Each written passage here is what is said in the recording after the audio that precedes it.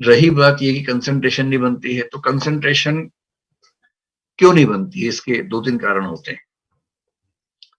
Concentration ना बनने की एक वजह है कि आपको रुचि नहीं आ रही है उस चीज में।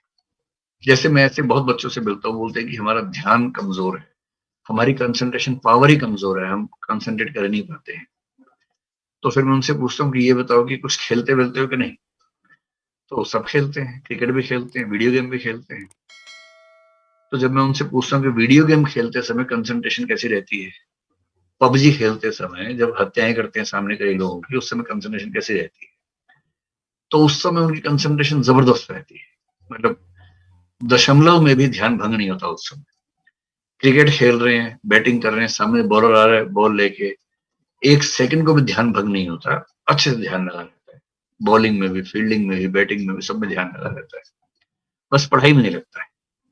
अगर आपका ध्यान हर जगह ठीक से लग रहा है, पढ़ाई में ही नहीं लग रहा है, तो इसका मतलब कंसंट्रेशन पावर की कमी नहीं है। आपकी कंसंट्रेशन पढ़ाई में इसलिए बन रही क्योंकि आपको उसमें इंटरेस्ट नहीं, आपको उसमें रुचि नहीं आ रही है। तो अगर दिक्कत रुचि की है तो दो समाधान है। पहला, पहले वो सेगमेंट्स पढ़िए जिनमें रुचि बनती है। जैसे संविधान में रुचि आमतौर पर लोगों की बन जाती है, सोसाइटी में बन जाती है, तो पहले वो विषय पढ़ लीजिए जिसमें रुचि बनती है। और दूसरा तरीका ये है कि विषय को बदल बदल के पढ़िए, कि 2 घंटा एक विषय पढ़ा, फिर 2 घंटे में विषय चेंज कर लीजिए, फिर 2 घंटे में विषय चेंज कर लीजिए, तो रुचि बनी रहेगी। दूसरा, कंसंट्रेशन भंग होती है इसलिए क्योंकि आप खुद को मशीन की तरह इस्तेमाल करने लग जाते हैं।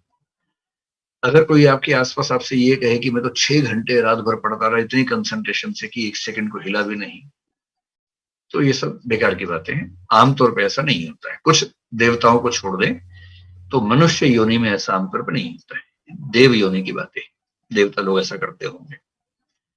कुछ लोग आपसे ये भी कहेंगे कि मैं तो इतना ध्यान से पढ़ रहा था, पड़ोस से बारात गुजर गई, पता भी नहीं चला मुझे तो।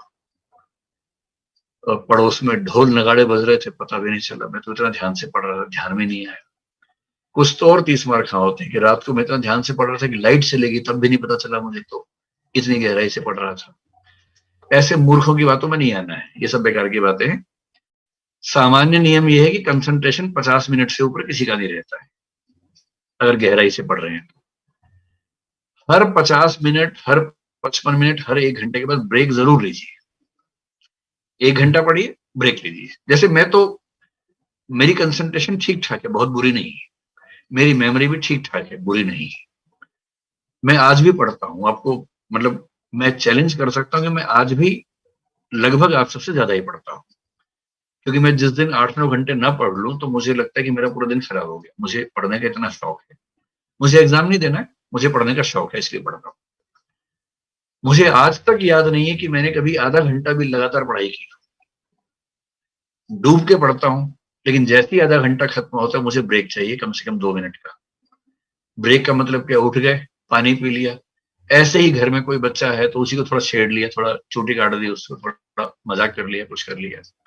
और कुछ नहीं तो फोन में एक वीडियो गेम खेल ली। मैं भी एक वीडियो गेम सिंपल से खेलता रहता हूँ, जिससे मेरा टाइम वो 2 मिनट में खत्म हो जाती है।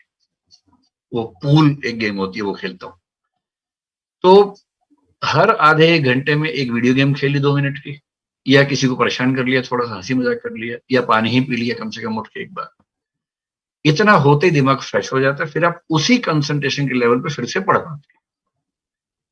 तो आप में से जो 6 घंटे लगातार पढ़ते हैं, वो दरअसल पढ़ते नहीं है, केवल टाइम गुजार रहे हैं। ऐसा मत कीजिए।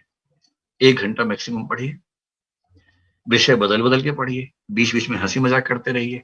और कुछ नहीं, व्हाट्सएप का एक आध मैसेज बीच में देख लीजिए आधे पौने घंटे बाद, तो पढ़ाई ठीक से होगी। कंसंट्रेशन कमजोर होने की तीसरी वजह ये होती है कि आप किसी उधेड़-बुन में हैं, कोई स्ट्रेस है। आप पढ़ाई कर रहे हैं लेकिन चिंता है कि मैसेज क्यों नहीं आया उसका अब तक, आ जाना चाहिए था। चिंता ये उस समय हो रही है। या चिंता ये है कि माँ की तबीयत कैसी है, बाबूजी को तनाव तो नहीं है। अगर ऐसा कोई तनाव है तो पहले पढ़ाई छोड़ के उसको निपटा लीजिए मामले को। अगर तनाव है कि माँ की तबीयत कैसी है तो माँ को फोन ही कर लीजिए। बाबूजी तनाव में हो तो बाबूजी को फोन करके बात ही कर लीजिए अच्छे तरीके से। किसी का मैसेज नहीं आ रहा है तो इतना ईगो मत रखिए, मैसेज करके पूछ ही लीजिए भाई मैसेज क्यों नहीं आया। फिर मैसेज आ जाएगा, निश्चिंत होकर फिर पढ़ाई कर लीजिए उसके बाद। क्योंकि आपकी उम्र में तनाव भी तो बहुत सारे रहते हैं ना, इतने सारे तनावों को झेलते हुए पढ़ाई करनी होती है। तो अगर कोई ऐसा डिस्ट्रैक्शन है किसी वजह से कि वो क्या सोच रहा होगा, वो क्या कर रही होगी, बाबूजी क्या कर रहे होंगे, तो पहले उसको निपटा लीजिए, फिर पढ़ने बैठिए। तो कोई एक्सटर्नल सोर्स ऑफ डेविएशन अगर है जिसकी वजह से कंसंट्रेशन नहीं, उसको खत्म कीजिए। तो ठीक है, कंसंट्रेशन भी एक ऐसी चीज है जो अभ्यास से आती जाती है। शुरू में कम होगा, धीरे धीरे बढ़ेगा, बढ़ते बढ़ते फिर एक लेवल ऐसा आता है जहां आपको कभी कभी सच में 1 घंटा 1.5 घंटा एहसास ही नहीं होगा कितना टाइम निकल गया। कभी कभी ऐसा होने लगेगा। और जिस दिन आपको ऐसा होने लग जाए ना कि खेल वाला ध्यान, जो मेडिटेशन के लेवल खेलने में आता है, विवेकानंद जी ने कहा था कि ध्यान करने का सबसे बढ़िया तरीका है खेलो। पूरी चेतना एकाग्र होती है खेलने के समय। आप पाएंगे कि एक समय के बाद पढ़ने में भी लगभग उस लेवल का कंसंट्रेशन बनने लगेगा, लेकिन टाइम लगता है।